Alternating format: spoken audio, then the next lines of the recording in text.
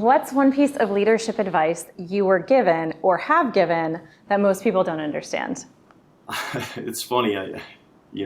We talked a little bit before. I think for me, I have a lot of opportunities in my career to teach rising female executives. And the biggest thing I tell them specifically, and I tell everyone this, but specifically females, to be honest, is that be more aggressive.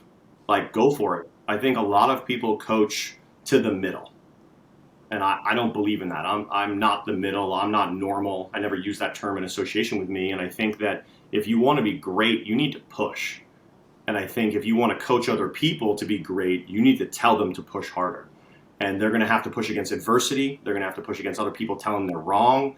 And they're likely going to get a lot of bad advice. So my advice typically to most people that are extreme, especially that, the executives that I get the opportunity to spend time with, is push harder and push for the things you love. A lot like the Post-it example. It's the same thing. Like, go after it. Because I think a lot of people just don't do that. Yeah, totally. What is one thing your team would whisper about you behind your back?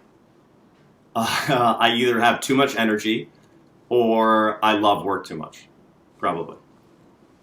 So you need to shut it down. Yeah, I know.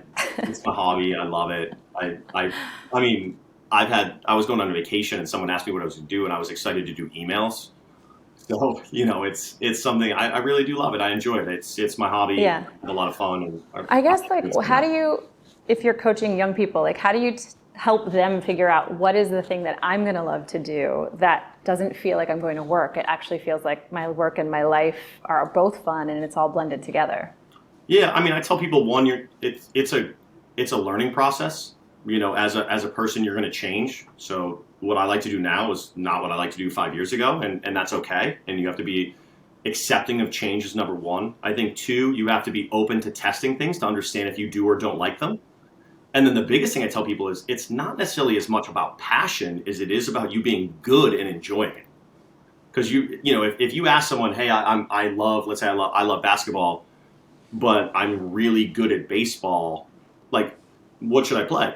I should probably play baseball because they're going to pay me more, and then I'm going to end up enjoying that because it's going to create other aspects in my life. And that's an oversimplified example, but I really believe that people need to accept change, try new things, and then push for things that they're great at because they'll be appreciated. And it's very rare. You're never going to meet someone and go, I'm great at this, and then they're not going to do it, right? Because they want to be appreciated, and it's just human psychology. So I think that's the thing I push more on than you don't just have to love it. You got to be good at it.